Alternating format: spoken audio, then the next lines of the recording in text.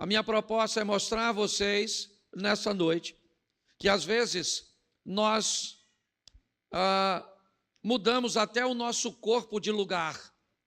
Nosso corpo passa a frequentar novos ambientes, mas a nossa mente não vai junto com ele. Quando nós vamos fazer parte do reino de Deus, nossa mentalidade precisa entender o que é o reino, para que possamos viver como um cidadão do reino. É assim que a Bíblia nos ensina. Onde? Em qualquer lugar que estivermos. Quando Jesus está conversando com a mulher samaritana, ele vai explicar no poço de Jacó algo preciosíssimo.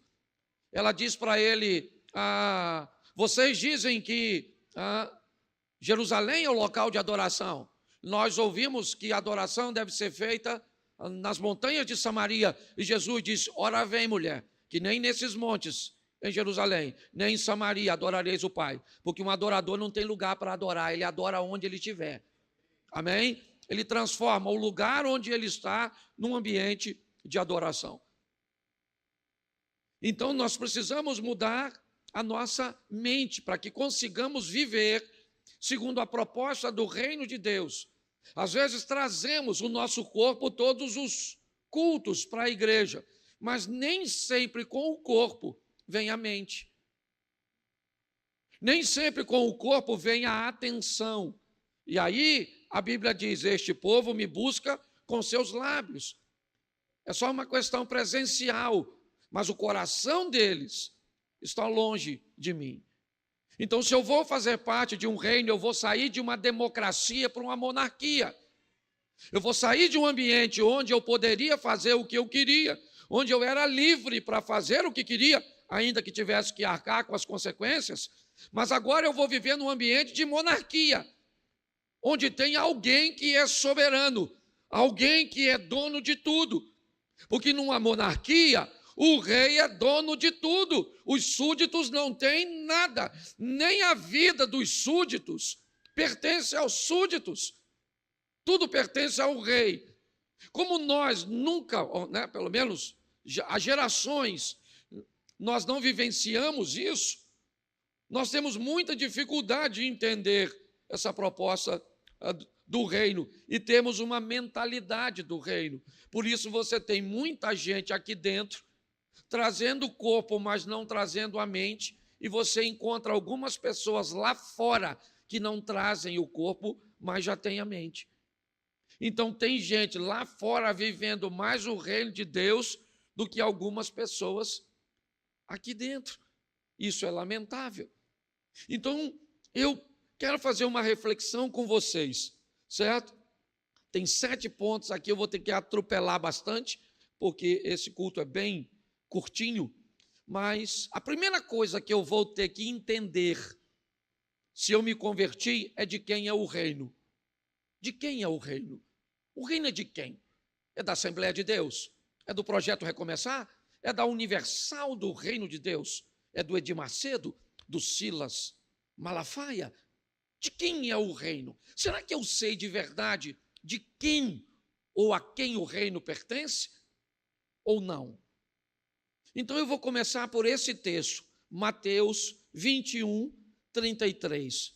Coloca na tela, por favor, eu vou ler bastante, mas nesse eu falo um pouquinho. Escute outra parábola, ou escutem outra parábola. Havia um homem dono de terras que plantou uma vinha, pôs uma cerca em volta dela, construiu nela um lagar, edificou uma torre e arrendou a vinha a uns lavradores. Depois ausentou-se do país.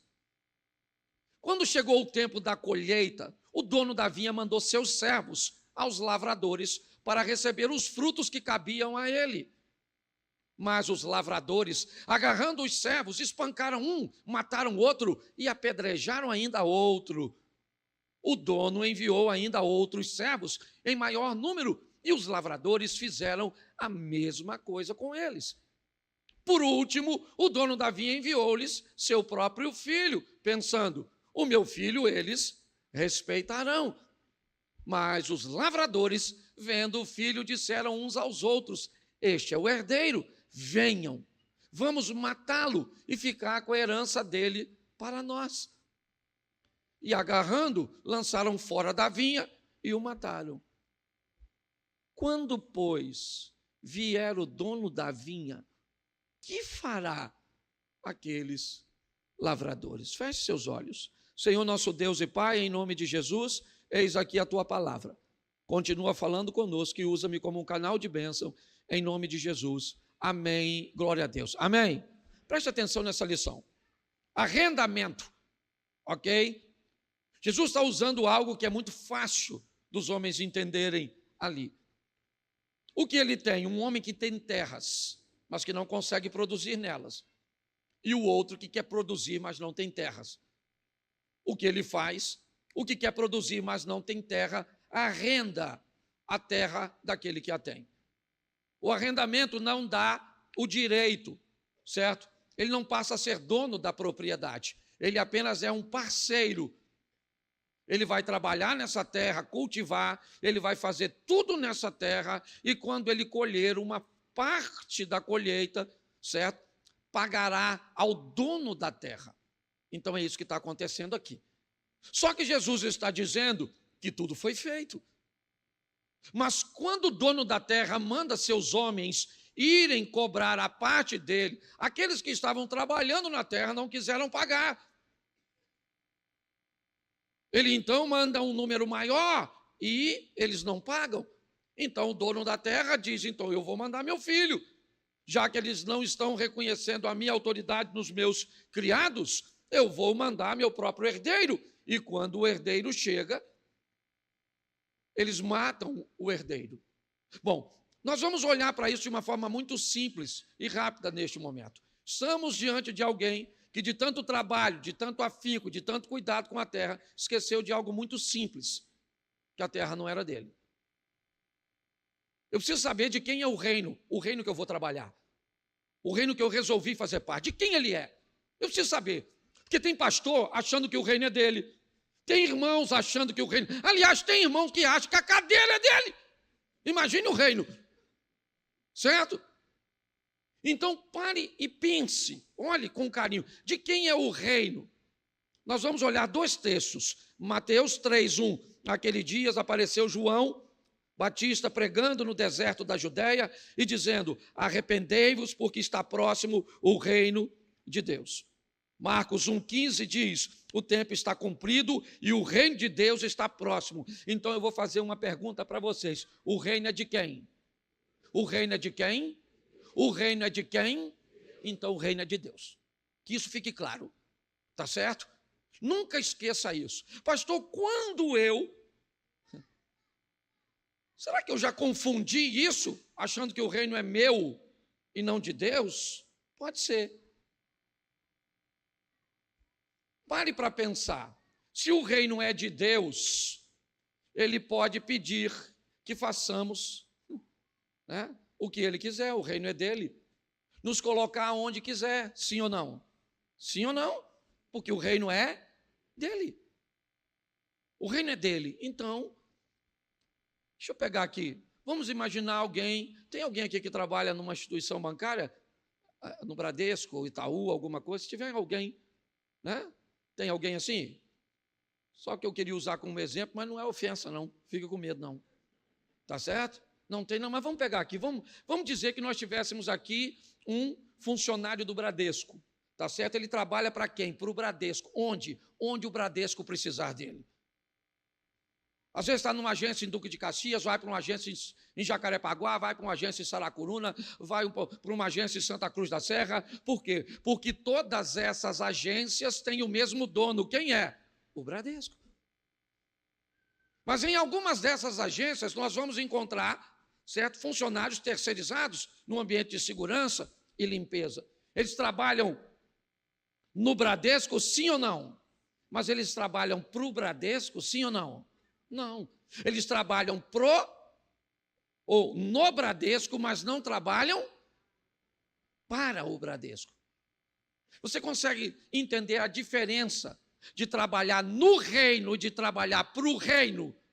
Tem gente que trabalha no reino, mas trabalha para si, não trabalha para o reino. Eu tenho que entender, hoje eu estou pregando, amanhã eu não vou estar. Eu estou ouvindo, certo? Por exemplo, se eu tenho um músico que ele pensa que o reino, ou ele não trabalha para o reino, o que acontece? Ele só trabalha no reino. Então, ele acabou de fazer a sua apresentação, ele não quer ouvir a palavra, ele não quer participar de nada. Por quê? Porque ele não trabalha para o reino, ele trabalha no reino. Tá certo? Então, é muito diferente. Eu preciso entender isso. O reino, ele é de Deus. Repita comigo, o reino é de Deus. Eu não posso me estender muito. Tá? Segunda perguntinha fácil. Para quem é o reino? Nós já sabemos de quem ele é. O reino é de quem? Agora, para quem ele é? Para quem é o reino? Vamos lá? João 1,11. Coloca na tela, por favor. Veio para o que era seu, e os seus não o receberam. Vamos lá? Mas a todos quanto? Deu-lhes o poder de serem feitos filhos de, a saber o que lhe creem no seu. Então vamos lá. O reino é para quem? Para quem? Todos. O reino é para quem? Fala, sei que é difícil. O reino é para quem? Ele é de quem? E ele é para quem? Isso. O reino é para todos. É para quem você gosta, é para quem você não gosta. É para quem você acha que deveria entrar. É para quem você não acha que deveria entrar. E graças a Deus que o reino não é seu. Porque se ele fosse seu, talvez nem eu que estou aqui falando entraria. Porque se fosse por merecimento, ninguém vai. Mas o reino é para todos, todos. Todos quantos receberam, deu-lhes o direito de ser chamado filho de Deus. Todos.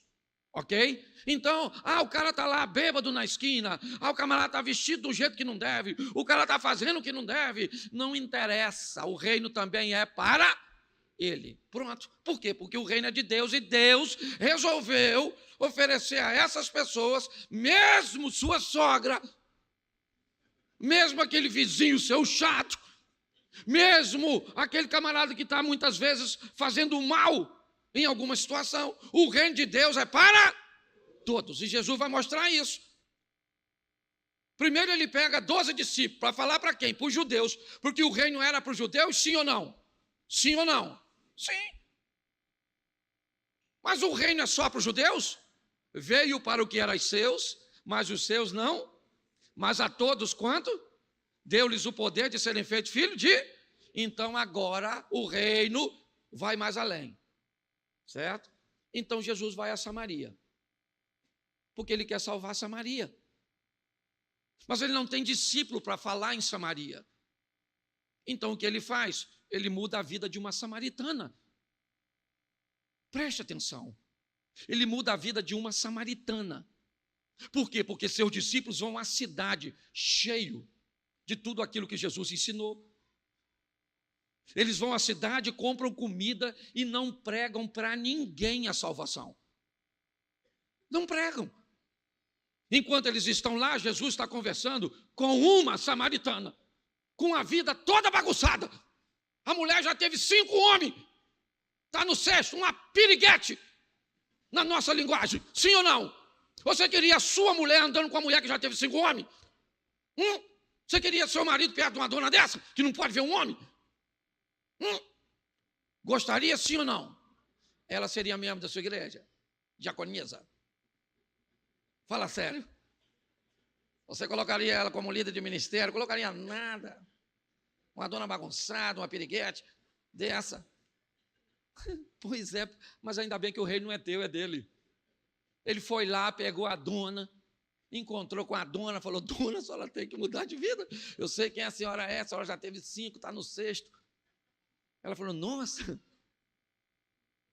A conversa vira adoração, ela vai na cidade, chega lá na cidade para pregar para os caras de Samaria e falou, aí rapaziada, encontrei um homem. Imagina o que eles pensaram.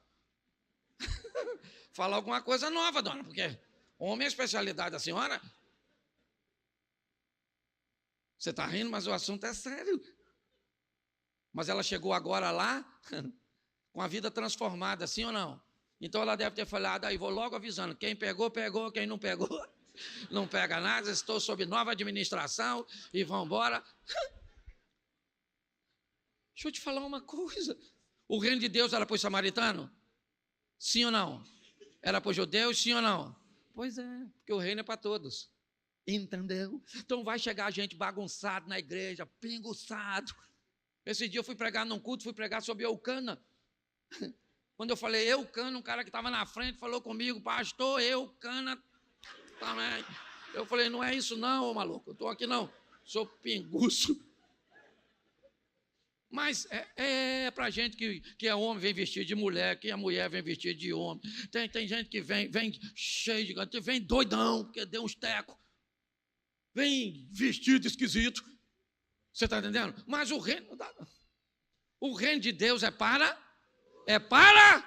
todos, todos. Aí Jesus vai lá do outro lado, Decápolis, Transjordânia. Do outro lado da Jordânia, lá do leste do mar da Galileia, lá não tem comida para os discípulos, lá não tem nada. O que tem lá? Um cara pelado, doidão, o tal do gadareno. E Jesus foi lá. Por quê? Porque o cara era um influencer. Todo mundo conhecia o cara. Ele tinha discípulo para pregar em Decápolis, sim ou não? Ele não tinha para pregar em Samaria, ainda mais naquela terra. Mas o que ele fez? Foi lá e pegou alguém daquela terra. Eu tenho uma visão bem estranha para a maioria das pessoas. Para mim, Deus transforma você para você mudar seu mundo. Não tem cabimento pegar alguém de um mundo, tirar ele deste mundo. Quando eu estou falando mundo, eu estou falando mundo de convivência. Porque quando o endemoniado falou com Jesus, me deixa ir contigo, Jesus disse, não, eu não vim aqui para tirar você daqui, eu vim aqui para ficar em você aqui. Vá para os teus e mostra para ele. Você está entendendo? Por isso que eu acho a maior besteira. Quando alguém se converte, você pega alguém da música, um sertanejo que se converte, eu acho uma tolice tentar tirá-lo daquele ambiente. Eu acho que ele deve vir para um discipulado, aprender que tipo de letra de música vai cantar, que tipo de roupa vai passar a vestir, que tipo de vocabulário vai ter que fazer agora e utilizar, e nós vamos instruir ele, encher ele do Espírito Santo aqui, e vamos enviar para lá, para que aquele mundo seja mudado por aquilo que ele recebeu aqui. Você está entendendo? Porque o reino é para todos. Então é importante que nós entendamos isso. O reino é de quem? O reino é para quem? Para todos, isso. Depois eu falo mais no segundo. Repita agora no ponto 3. Fala assim, o reino é maior do que eu. Isso. Você precisa entender isso também. O reino é de quem? O reino é para quem? E o reino é maior do que? Então, o reino é maior do que eu. Ok? Ele é maior que você. Então, eu preciso entender isso. Tem dia que eu venho para cá para pregar com vontade de chorar. Estou cheio de problema, estou enfrentando dificuldade, mas eu venho para cá e eu prego, às vezes você vai para casa rindo e eu vou para casa chorando. A turma do louvor, eu sei que muitas vezes está aqui e só Deus sabe como é que vocês estão aqui. Os obreiros que estão aí, as dificuldades que vivem. Mas nós viemos para cá, a turma da mídia e todos que trabalham, que servem. Mas por que nós viemos para cá? Porque o reino é maior do que nós. Ele é maior do que eu. Então não interessa o que eu estou enfrentando. O reino é maior do que eu. Vamos lá, João 3,30. Convém que ele e eu... Isso. Por quê? Isso é João Batista que está falando. O que ele está dizendo é, vem aí e o que está aqui é algo que é maior do que eu. Jonas não queria pregar em Nínive, ele não concordava com o que Deus ia fazer em Nínive, ele não queria levar a palavra para que aquele povo de Nínive se arrependesse, eles não mereciam, na ótica de Jonas, receber perdão de Deus. Então Jonas não quer ir, mas Deus mostra que o reino que ele tem a fazer é maior do que Jonas, é maior do que João Batista, é maior do que eu. Pare e pense, o Jesus humano, ele é menor que o reino. Você vê quando ele vai orar a Deus, Pai, se possível for, aparta de mim este cálice. Ele ouve um não, porque tem algo para ser implantado, e o que vai ser implantado é maior do que o Jesus humano. Então o reino, ele é maior do que eu. Você consegue entender isso? Então, deixa eu usar um exemplo. Às vezes você senta sempre no seu lugar. Mas aí você chegou atrasado, alguém sentou. Certo? E tem gente que fica bravo se sentar no lugar dele. O que essa pessoa faz? Ela não sabe o que é reino.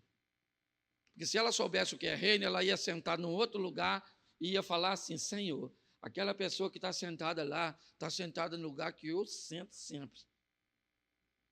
E todas as vezes que eu sento lá, Senhor, eu sinto a sua presença, eu sinto o arrepio, eu escuto a sua voz, eu vejo cura, eu vejo o anjo. Então o Senhor dá experiência para ela, a mesma experiência que eu tenho. Porque às vezes, sabe por que gente senta no teu lugar? Ou senta mais bem posicionado que você? Porque naquele dia ele está precisando estar mais perto de onde as coisas estão acontecendo, tem menos experiência. Então eu preciso entender que o reino é maior do que eu. Entende? O reino é de quem? O reino é para quem? O reino é maior do que quem? E quarto, repita, o reino é tomado à força. É isso aí. Olha o que diz esse texto, Mateus 11:12. Coloca na tela. Isso. Desde os dias de João Batista até agora, o reino dos céus sofre violência e os que usam de força se apoderam dele. Presta atenção, reino dos céus. Mas pastor, a salvação não é pela graça? Sim, mas ela não é de graça. Nós vamos ter que nos esforçar. Força. Força para parar de pecar, força para controlar seus impulsos, força para estabelecer suas reações diante daquilo que nós vamos enfrentar. Por quê? Olha esse texto, Gálatas 5:17. Porque a carne luta contra o espírito luta contra a carne, porque são opostos entre si, para que vocês não façam o que querem. Então não basta querer fazer. É lógico que todo mundo aqui quer ser santo, todo mundo aqui, certo, quer andar perto de Deus. Mas segundo a palavra do Senhor, certo, eu tenho problemas. O apóstolo Paulo diz isso: o bem que eu quero fazer eu não faço, o mal que eu não quero este faço, miserável homem que sou, quem me livrará do corpo dessa morte? Nós temos que aprender aqui que o reino é tomado à força, é assim que funciona. Eu tenho que ser forte para cumprir, certo, um comportamento que mostre para todos que eu sou um cidadão do reino, no meu casamento, nos meus negócios, em todos os ambientes. Eu preciso entender isso, e isso só é feito de verdade com muita força. Ah, mas eu não tenho força para fazer. Então você vai ter problemas. Eu preciso entender que o reino é tomado à força. Eu vou ter que ter força. Qual é o seu problema? Você gosta de beber alguma coisa? Vai ter que ser forte para não beber. Você gosta de usar algum tipo de droga? Vai ter que fazer força para não usar. O que você tem uma compulsão forte para uma sexualidade ativa? Vai ter que se controlar. Qual é o seu problema? É pornografia? Vai ter que ser forte para fugir disso. Você vai ter que usar de força, não tem jeito. É assim que funciona. Então o reino é tomado à força. Quinto, descubra como anunciar o reino. Essa é outra questão também importantíssima. Cada um de nós representamos um mundo, não sei o seu. Aqui tem a turma do mundo da política, do mundo dos negócios. Tem gente que vive num mundo onde o tráfico está na porta. Tem gente que vive num ambiente em casa onde o mundo envolve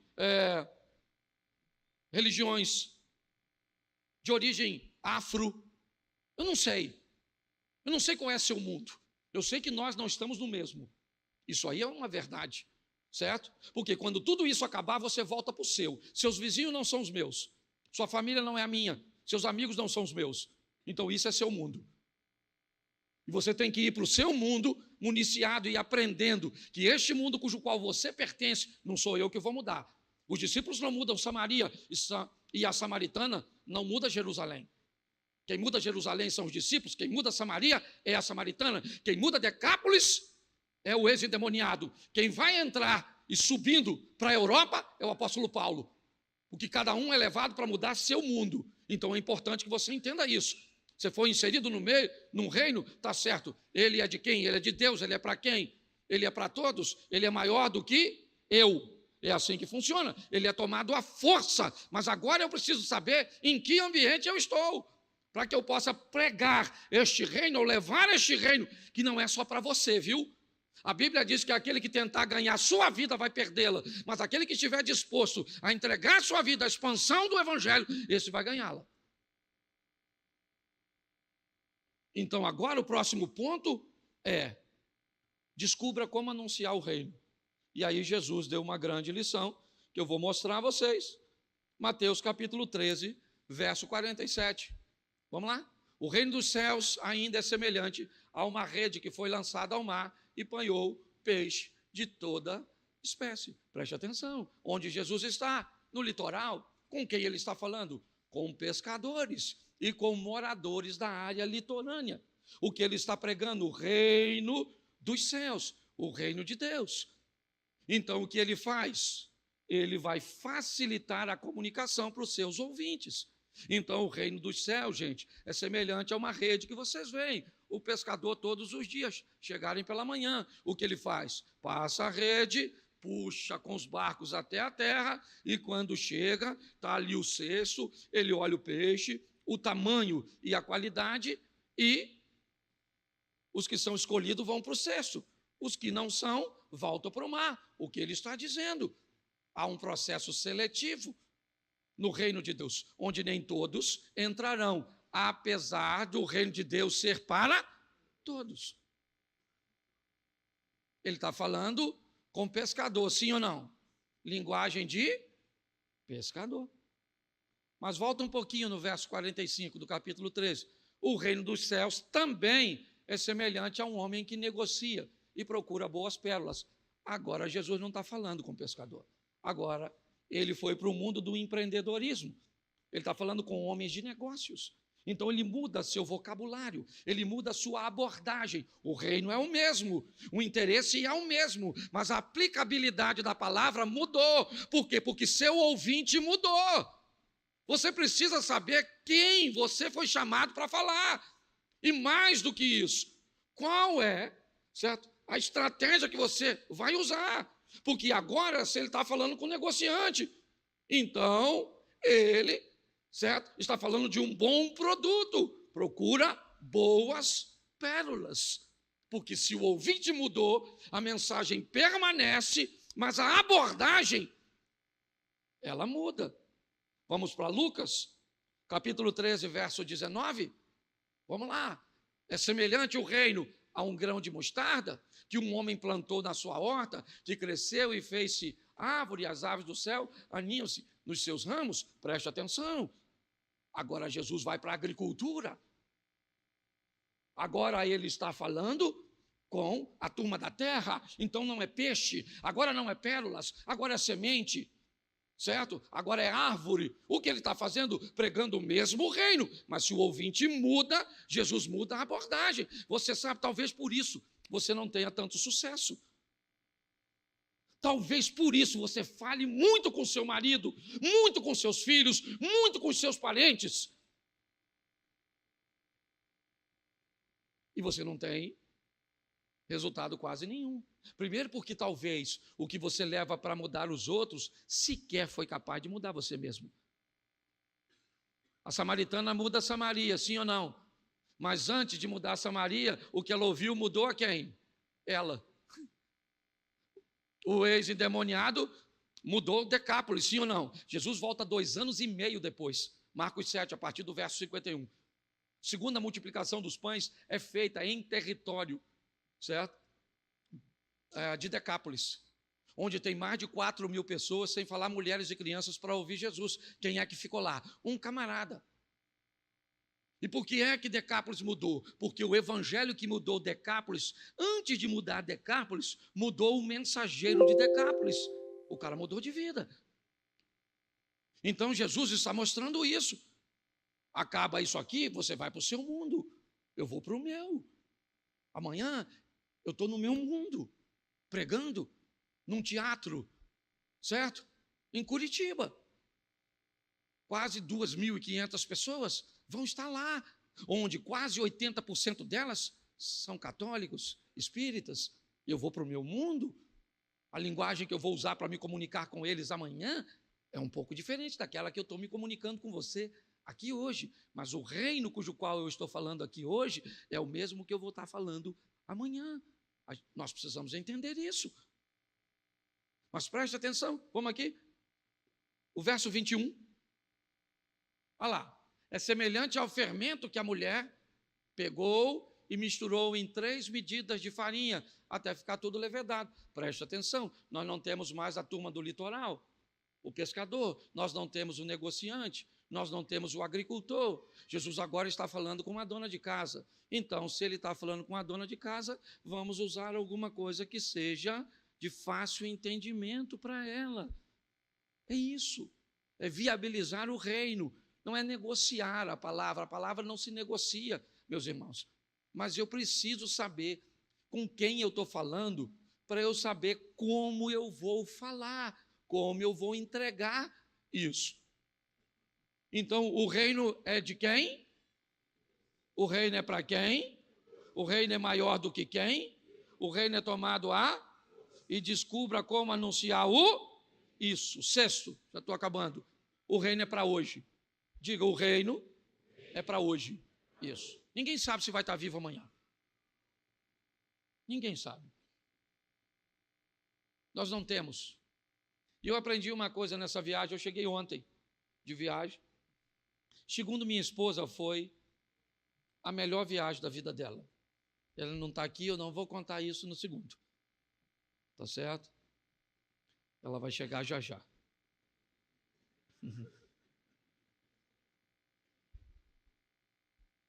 E durante a viagem, eu recebi algumas informações da probabilidade de que eu morresse. Eu tive algumas palavras, algumas percepções de algumas pessoas orando, intercedendo por mim. Eu entrei numa loja lá, uma portuguesa, nunca vi na vida. Me olha com cara de choro e diz que viu o Brasil muito triste, porque o pastor Cláudio tinha morrido. E aquilo começou, porque não foi uma pessoa só. E eu comecei a achar que eu ia morrer. Eu falei, será que eu vou morrer? Aqui, será que eu vou morrer? Meu Deus do céu. Aí eu falei, eu vou fazer uma viagem diferente. Eu vou fazer uma viagem com a minha mulher como se fosse a última. Menino, pensa num negócio legal. Fui com ela no shopping tudo. Só tinha hora para chegar, não tinha hora para ir embora. Comemos no melhor lugar, nos divertimos. Ah, não. E ela, Cláudio, que viagem boa. E eu pensando. E ela se divertindo. Mas pensa numa viagem que foi maneira. Aí eu comecei a pensar o seguinte, por que é que a gente, pelo menos 2 dias na semana, não vive assim? Como se fosse o último dia. Pare e pense. Eu comecei a pensar isso. Eu falei, eu nem morri. O que indica que eu posso fazer? Porque o reino de Deus é para... Não é para amanhã, você não sabe se vai estar vivo, você não sabe se... Hoje a senhora está bonitona, amanhã só pode estar toda lascadinha. Entendeu? Hoje você está são, amanhã você não sabe. Então o reino de Deus é para hoje. Eu vou aceitar Jesus semana que vem. Eu vou te dar texto aqui, que senão o pessoal não acredita. Lucas 12, 20, coloca na tela aí. Lucas 12, irmão, versículo 20, atrapalha não. Mas Deus lhe disse o quê? Louco, esta noite lhe pedirão a sua? E o que tens preparado, para quem será? O cara está fazendo um montão de plano para o futuro e ele vai morrer naquele dia, na narrativa de Jesus. Não estou falando aqui que ninguém vai morrer não, viu? Tem gente aqui que nem sai, porque o pessoal, às vezes, para receber a palavra de vitória, tem dificuldade. Se eu falasse aqui, Deus está falando comigo aqui agora, que você vai receber 5 milhões amanhã, você ia pensar 5 milhões. Quem é que vai me dar 5 milhões, rapaz? O senhor está ficando doido? Está querendo tirar alguma coisa de mim para falar isso? Mas se eu falasse assim, Deus está me revelando que hoje ainda você vai ser atropelado. Vou, pastor. Olha por mim aí, pastor. O senhor viu que ia me atropelar? Se era um caminhão, meu Deus. Eu posso dormir aqui hoje? Porque as pessoas têm uma facilidade de receber coisa ruim. Então o reino é para hoje. Fala para quem está do seu lado, o reino é para hoje. Qual é o dia mais importante da sua vida? Qual é o dia que você tem que ser feliz? Isso aí, amar, se divertir hoje. Viva seu dia como se fosse o último. Uma hora você acerta. Eu vou fazer esse troço com minha mulher pelo menos umas 2 vezes na semana. Porque para fazer sempre é só doido. Mas de vez em quando dá para fazer. Foi tão bom. Eu não posso falar tudo. Até porque não aconteceu nada. Mas foi bom. Então vamos recapitular que eu vou para o último ponto no final. No segundo culto eu tenho como falar mais. Só para a gente entender aqui, virou escolinha. O reino é de quem? O reino é para quem? O reino é maior do que quem? O reino é tomado a? Descubra como anunciar o reino é para? E por último, o reino é do amor. É o reino do amor, gente. Tem que amar. Tem que amar. Amar quem? Todo mundo. Pastor, mas é difícil. Pois é. Mas tem que amar. Só que você precisa só entender uma coisinha. Por favor, vá para casa pelo menos pensando nisso. Não precisa gostar de todo mundo. Mas tem que amar todos. Diz assim, alguns não caminham perto, mas todos estão nas minhas orações. O reino do amor é um reino que ama a todos, sim ou não? Mas não consegue conviver com todos. Porque tem gente que não pertence ao seu mundo, não pode andar perto, entendeu? Não interessa se tem seu sangue, porque às vezes até mosquito tem. Hoje eu sei que é muito difícil falar isso na igreja. Muitas pessoas se sentem desconfortáveis. Por quê? Porque parece que se eu não convivo, eu não amo. Não tem a ver. Ô irmão, deixa eu falar para você. Todo mês nós mandamos uma grana para a África, para países e nações não alcançadas no Evangelho. Certo? Nosso missionário está chegando aí daqui uns dias, vai passar por aqui para prestar relatório. Relatório, certo? De um dinheiro que você envia para ele. Nós enviamos. É assim que funciona. E por que é que enviamos? Porque amamos aquelas pessoas, sim ou não? Mas gostamos delas? Não, a gente nem conhece. Gostar tem a ver com gosto. Então tem gente que você vai provar e não gosta. É esquisito ouvir isso, né? Principalmente dentro da igreja. Ô pastor, pelo amor de Deus, pastor, eu amo todo mundo e continue, mas não tenta conviver com todo mundo, não. Repita comigo assim, quem começa achando que todos são bons, termina achando que todos são maus. Quem começa, repita, achando que dá para viver com todos, termina achando que não dá para viver com ninguém. Se você contou segredo para todo mundo, eu sei que hoje você não conta para ninguém. Se você levou todo mundo na sua casa, eu sei que hoje você não leva ninguém. Se você ajudou todo mundo, eu sei que hoje você não ajuda ninguém. Aí vai para o inferno por causa de umas pessoas que a gente tem que amar. Então o reino é do amor, não é dos otários. Entendeu? Você não pode amar de ficar bobo. Não pode. Porque segundo a Bíblia, você ama a Deus primeiro, depois você se ama, depois você ama o próximo. É assim que funciona, gosta das pessoas ou não. Então o reino é do amor, sim ou não? Você ama quem? Isso, você ama quem te ama, quem não te ama, você ama. Tem umas pessoas que você fala, Senhor, tem que amar. Tem que amar, todo mundo. E uma coisa que eu vou te ensinar e termina aqui. Quem não quer receber Jesus, ore para essa pessoa morrer devagar. Ok? Isso é um ensinamento que eu te dou e eu estou falando sério. Você prega o evangelho para ela, você fala, você tem que aceitar Jesus, porque Jesus é o único caminho, a verdade e a vida. Ele pagou um preço, você vai morar no céu com Jesus. Entendeu? Entendi. Quer receber ele? Não. Então tá bom. Não vai. Aí você fala, Senhor, sabe aquela pessoa que eu preguei e não quer? Deixa ele morrer devagar. Porque todo mundo que morre devagar acha o endereço. Pode ver, na hora que está morrendo, Senhor, Pai, me perdoa, me recebe, pronto, achou o endereço, foi. Gente, na minha opinião, se tem um troço que é difícil, é ir para o inferno. É muito difícil entrar no inferno. A pessoa tem que fazer muita força para entrar lá. Porque a bondade e a misericórdia de Deus. Agora, se morrer assim rápido assim, então você vai andando na pista, ande sempre na contramão. Porque se você andar na mão e o carro te pegar por trás e tu não estiver pronto, aí tu já chegou sem... Aí lascou. Aí já tem que ir pronto, com o passaporte e com visto. Se chegar sem visto, você está entendendo? Aí está fechado lá o negócio. Aí você pensa que vai passar só lá na frente. Eu fico imaginando Jesus. Pensa nós chegando. Pensa nós chegando, Jesus bem assim, sentado do lado de Deus, olhando e falando assim.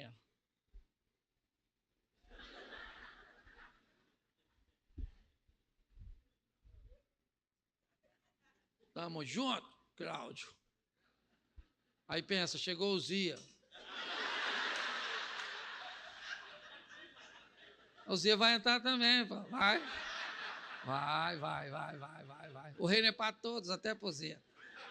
Mas tem gente que vai passar lá e aí Jesus vai estar lá, sim ou não vai? Sim ou não? E aí Jesus vai fazer...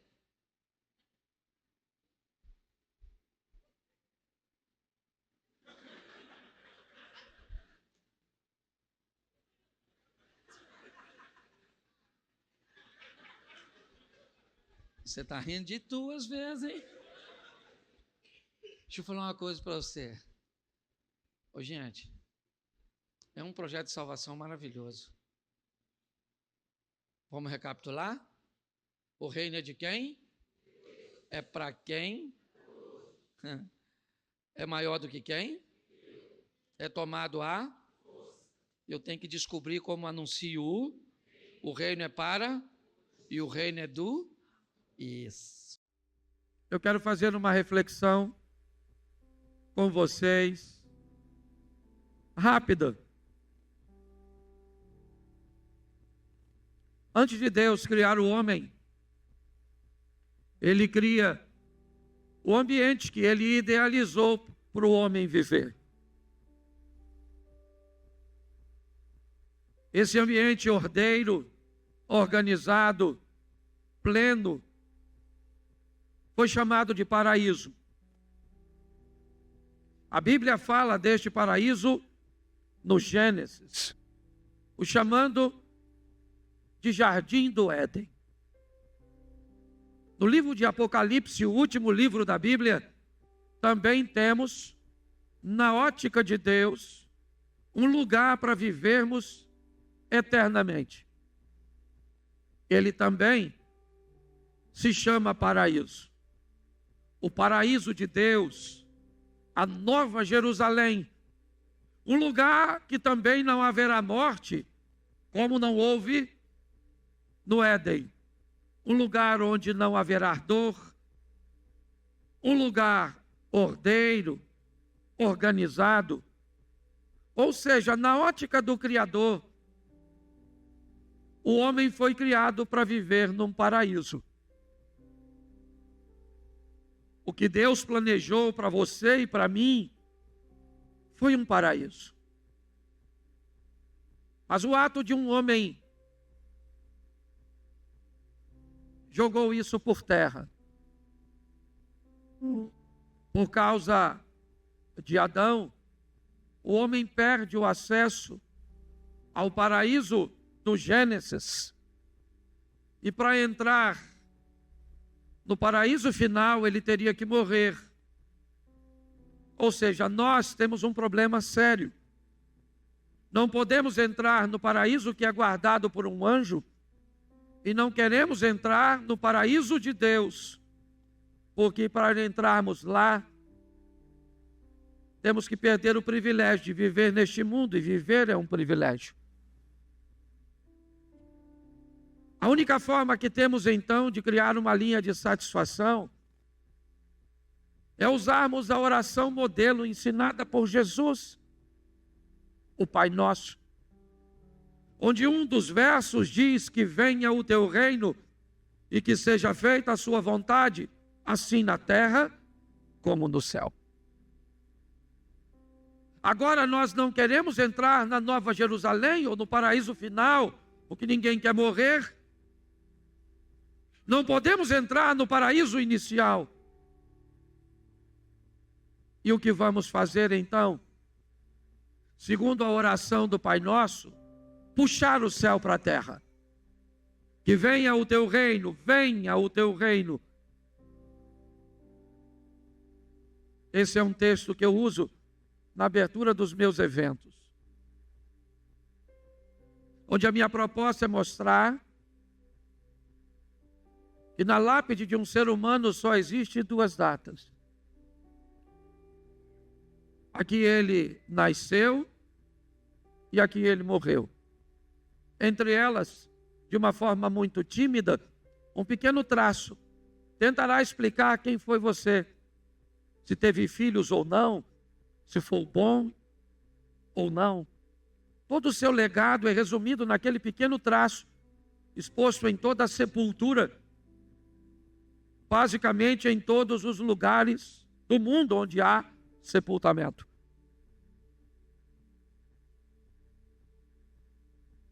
Pois bem, se a proposta de Deus é um paraíso, nós não temos como entrar lá. Porque um homem jogou tudo isso fora. Seu nome é Adão. E agora como vamos fazer? Quem vai poder nos redimir? Um sacerdote. Alguém comissionado por Deus para oferecer um sacrifício para o perdão do pecado ou a remissão do pecado. Para que isso aconteça, o sangue vai ter que ser derramado. Então o sacerdote mata um animal e o sangue deste animal cobre o pecado dos homens. Mas o sacerdote precisaria primeiro oferecer um sacrifício por si mesmo, para que então tivesse habilitado a oferecer pelo povo. Mas com o tempo, os sacerdotes se corromperam. E agora não há mais condições de ninguém entrar neste paraíso. A porta foi fechada. Então alguém precisa tomar uma decisão. E esse alguém é Deus, que vai entregar seu filho para morrer. Ele vai ser o sacerdote, ele vai ser o sacrifício, ele vai cumprir tudo. E como a Bíblia diz, se o pecado entra por um homem, tem que sair por um homem. Se o pecado entra por um homem nascido de mulher, ele precisa sair de um homem nascido de mulher. Para nós não há muita importância. Provavelmente Jesus não nasceu em dezembro. Essa é uma junção de um imperador que se converte. E por causa disso, para harmonizar as coisas num ambiente que tinha mais a ver com política do que com fé,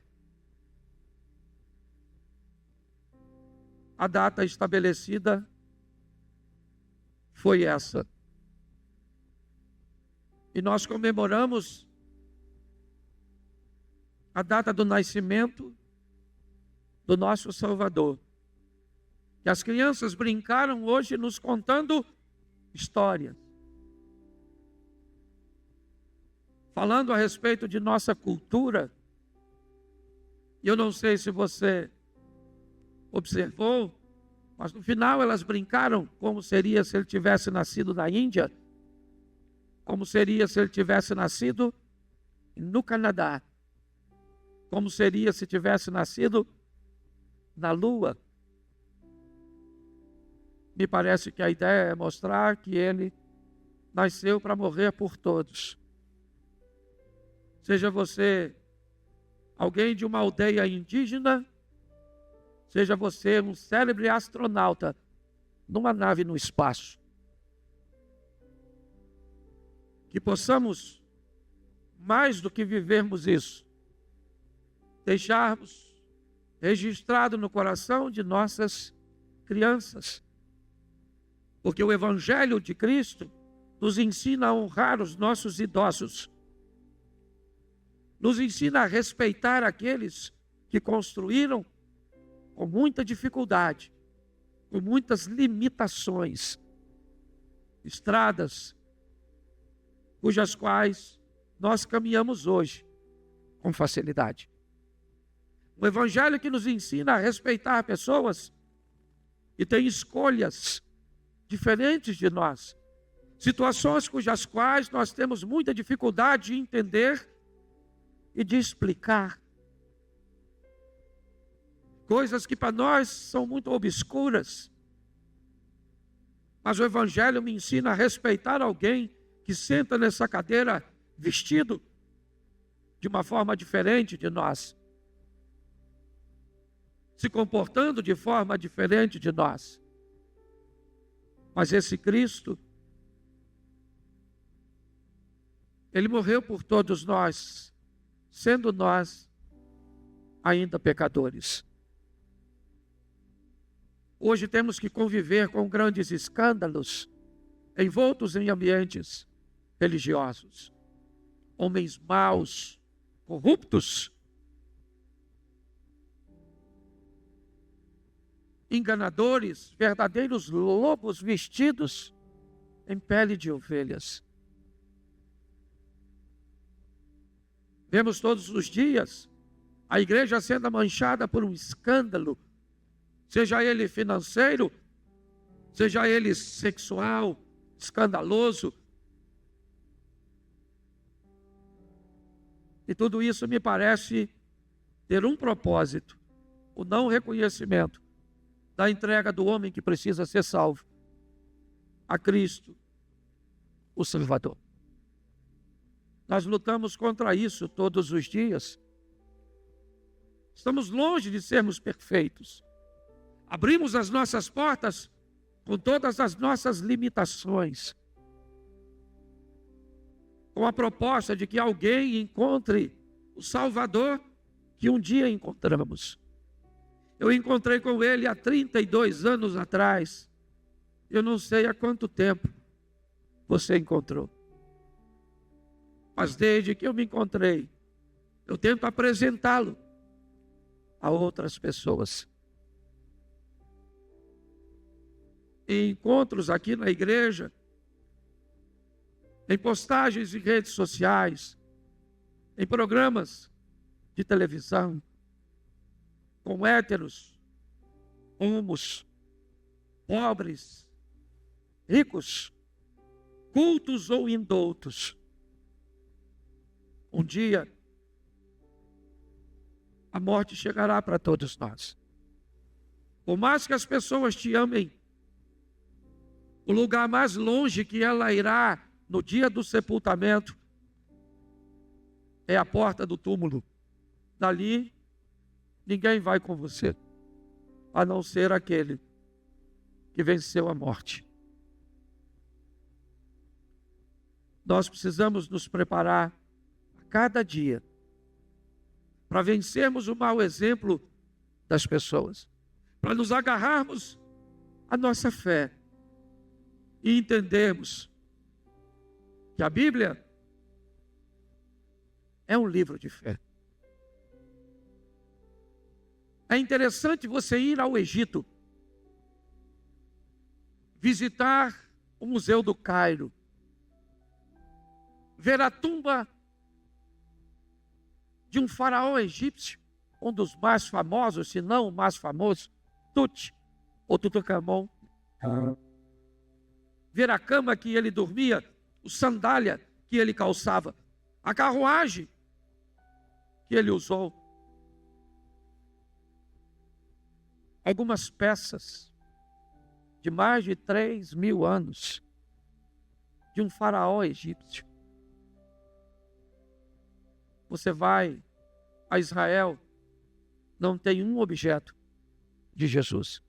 Não tem uma cadeira, não tem uma mesa, não tem uma taça que ele bebeu. Tem de César, mas não tem de Cristo. Ele poderia nascer rico, mas não queria deixar vestígios para que pessoas usassem como amuletos, como até hoje alguns veneram pedaços da suposta cruz espalhados pelo mundo. Mas ele não queria isso. Ele queria que nós, sem termos nada, para pegarmos na mão, para acreditarmos que ele existe, porque ele não quer estar na sua mão, ele quer estar no seu coração. Ele quer que você creia. Não há lugar nenhum em Israel, Jerusalém, Betânia, Nazaré, Cafarnaum, Naim, onde alguém te diga com precisão, ele esteve sentado aqui, dormiu aqui. Até o local de sepultamento tem dois, o dos católicos e o dos protestantes. Até o túmulo tem dois, o local da crucificação, né? E você pode perguntar por quê?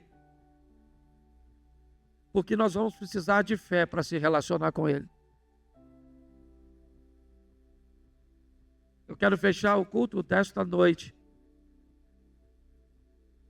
orando para que os maus exemplos, as coisas negativas que vimos e que veremos, não seja suficiente para diminuir a nossa fé. Que cada vez mais possamos, através do Evangelho, respeitarmos os idosos, investirmos nas nossas crianças, criarmos esperança no coração dos nossos adolescentes, pedimos conscientização para a mente de nossos jovens, para que ninguém abandone o caminho do Senhor. Eu quero que você fique de pé neste momento. Nós vamos orar. Já já vamos ter o nosso segundo culto. Ele começa daqui a 1h15. Está chovendo, eu vou dar espaço para você sair com facilidade. Pastor, o senhor não quer fazer um apelo? Eu gostaria de aceitar Jesus ou de recebê-lo, de me reconciliar. Atrás daquela câmera lá, ó, tem uma sala apta para receber você. Se você precisar de uma oração, tem gente para orar. Se você precisar de informação sobre o horário de nossos cultos, sobre como funciona, lá tem gente para te informar. Se você desejar voltar para Jesus, lá eles vão te receber. Se você quiser receber Jesus pela primeira vez, eles vão. Se você precisar de uma oração apenas, vai ter alguém para te assistir e para orar por você. Mas feche seus olhos neste momento. Senhor nosso Deus e Pai soberano, te damos graças por teu Filho Jesus, pelo sacrifício na cruz do Calvário, que nos trouxe a possibilidade de nos reencontrarmos com o Senhor e termos a vida eterna. Abençoa a cada lar, a cada família, abençoa a cada casamento, abençoa os nossos filhos, os nossos pais. Abençoa o nosso Brasil, como disse, as crianças. Abençoa o legislativo, o judiciário. Abençoa, ó Deus, o nosso presidente. Em nome de Jesus, ó Deus. O Brasil pertence ao Senhor. E nós te entregamos a cada bairro, município, cidade, capital, estado.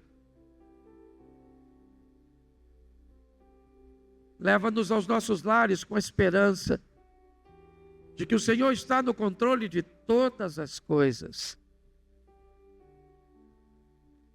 E que veremos, pela fé, um país melhor, melhor para todos. Leva o teu povo de volta aos seus lares. Abençoa a festividade do Natal, da terça para a quarta-feira. Que haja perdão, arrependimento, reconciliação, e que em nome de Jesus, filhos possam abraçar os pais, pais possam abraçar seus filhos, e os irmãos possam se reconciliar.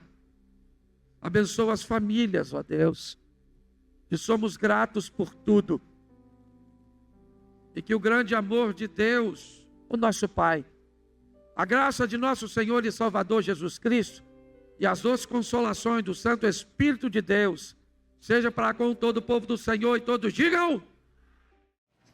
Primeiro livro do profeta Samuel, capítulo de número 9, verso de número 1. Coloca para a gente, por favor. Você tem outra tradução? Se tiver, coloque para mim, por favor.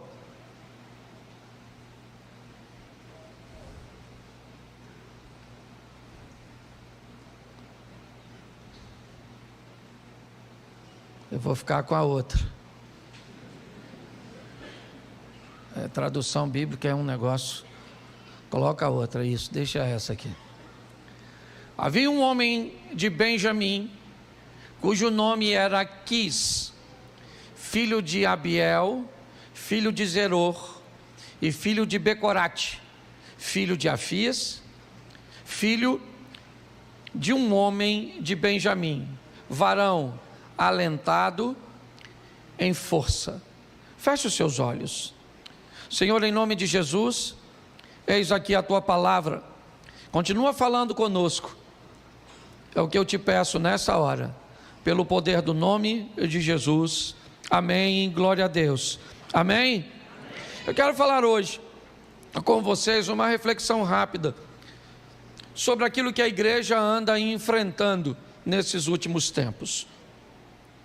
Os desafios que precisamos vencer para estarmos de pé, para conseguirmos sobreviver a essas astutas ciladas do diabo, como a Bíblia diz. Enfrentamos duas coisas hoje: ou o aumento da pressão, que tem feito fortes sucumbirem, ou o crescimento da fragilidade, que tem feito com que a pressão nem precisa ser tanta, para que as pessoas venham a desistir, venham a sucumbir. Eu não sei direito o que está acontecendo, ou talvez para alguns mais fortes, a pressão seja mais intensa, e para o mais frágil, qualquer coisa anda fazendo com que ele retroceda. Eu peguei 4 homens de Deus na Bíblia, porque a minha proposta hoje é fazer com que a igreja entenda as pressões que estamos enfrentando, principalmente nas áreas emocionais. As dificuldades que as pessoas estão tendo de gerenciar suas emoções, de se abater com pouca coisa, ou não sobreviver com uma pressão realmente contínua e intensa. Nós não somos os primeiros a viver ou vivenciarmos tudo isso. Sempre houve pressões sobre a sociedade, sempre houve pressões sobre a igreja, e sempre vimos ao longo de toda a história alguns sobreviverem às pressões e outros sucumbirem às pressões. Às vezes conseguimos notar com muita facilidade que a pressão que fortalece um é capaz de destruir o outro. E talvez por isso a Bíblia diz que é melhor serem dois do que um, porque no momento em que alguém estiver fragilizado, aquele que está mais forte o consiga sustentar até essa fase passar. E o fraco de hoje pode se tornar o forte de amanhã, e aquele que hoje necessitou de apoio, de sustento, será o sustento do outro no dia de amanhã. 4 homens para refletirmos de forma rápida, e o primeiro é esse: o filho de Quis, seu nome Saul. Saul é o primeiro rei de Israel. Eu pedi que trocasse ali a tradução, porque eu gosto de uma tradução mais próxima, certo? Do original, e ela define Saul de 3 formas, ou melhor, de 4 formas. Diz que ele era um homem poderoso, seu pai era um homem de poder, ele era um homem influente, sua casa era uma casa de influência. Poder e influência fazia parte da história de Saul. O texto diz que ele era alto e belo, ele tinha uma estatura que o destacava dos demais, ele tinha uma beleza, né, que o diferenciava dos outros, ele tinha influência e ele tinha poder. Saul tinha tudo para dar certo, é verdade. Ele foi escolhido por Deus, e foi. Talvez causasse confusão para algumas pessoas ver alguém de Benjamim ser escolhido, já que a promessa estava sobre Judá. Mas nós precisamos entender que Saul tinha tudo para dar certo. Mas pastor, se ele tinha tudo para dar certo, por que é que ele se suicidou? O que aconteceu que este homem, e eu quero deixar claro que era um homem de Deus, eu quero deixar claro que, por favor, se quer fazer alguma crítica a Saul, conheça a história de Saul por completo. A história dele é uma história extraordinária, de um cara trabalhador, de uma família forte, de uma família influente, é verdade. Um cara bonito, de boa estatura, que iniciou sua trajetória com o desejo de vencer e de fazer o bem. Mas o que é que faltou em Saul? Qual foi o problema que fez com que ele não conseguisse ir até o final, sucumbisse? Ele pediu, certo, a um de seus soldados: me mate. E o camarada ficou com medo, receoso de matá-lo. Então ele se lança sobre a sua espada ou sua lança para tirar a sua própria vida. O que aconteceu com este cara? Qual é o quadro emocional que este camarada poderoso, influente, bonito, alto, morava na melhor casa, ele tinha o melhor cavalo, ele tinha a melhor estrutura, a melhor armadura, as melhores mulheres, ele tinha tudo. A única coisa que ele não tinha era experiência.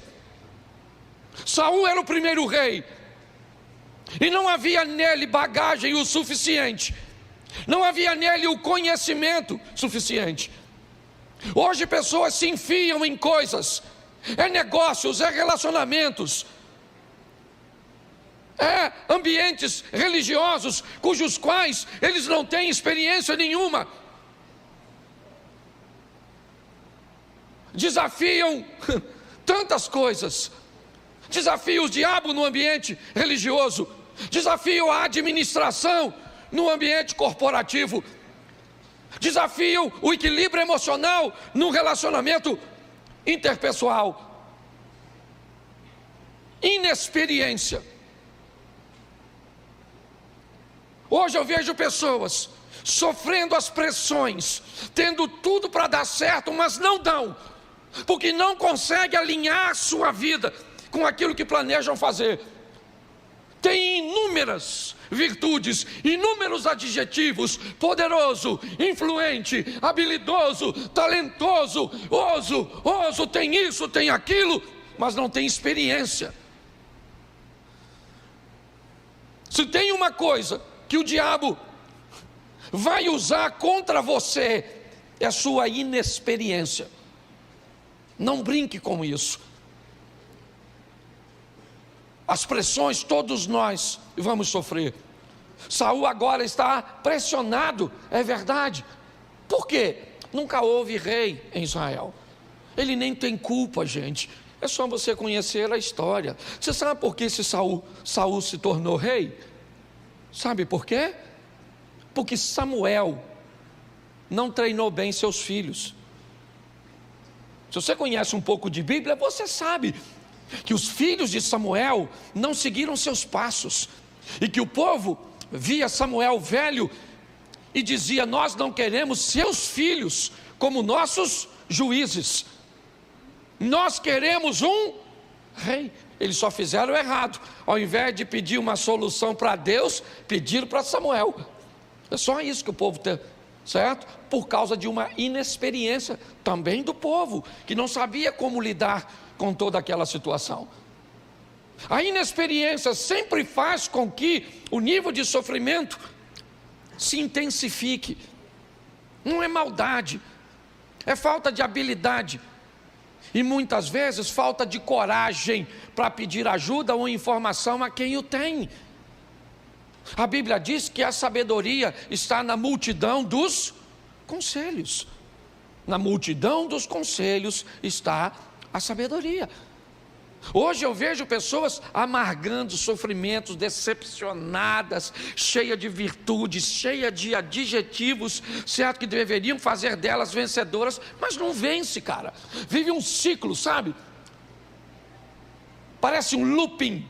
Vai dando certo, vai dando certo, vai dando certo, vai dando certo. Deu errado. Vai dando certo, errado. Parece que vai, mas não vai. Eu disse para vocês de pedir oração aqui, mas hoje, quando eu levantei e vi, e que pediram de mim um posicionamento, eu não sabia o que fazer. E por não saber o que fazer, eu não fiz nada. Amanhã, certo, eu vou estar acionando um grupo, vou falar para eles o que aconteceu e vou ouvir cada um deles, porque são pessoas com mais experiências do que eu. São ex-presidentes de uma instituição que hoje eu estou presidindo.